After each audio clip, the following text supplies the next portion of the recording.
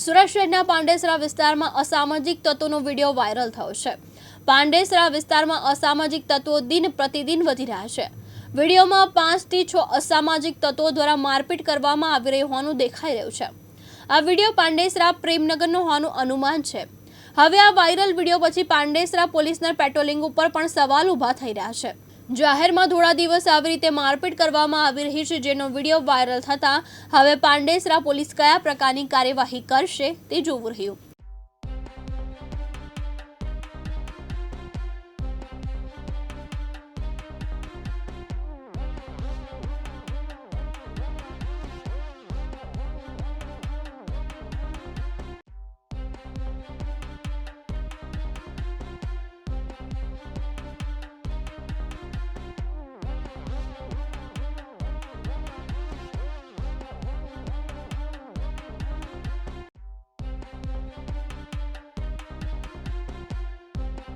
साबिर सैयद, दिव्यांग न्यूज़, सूरत।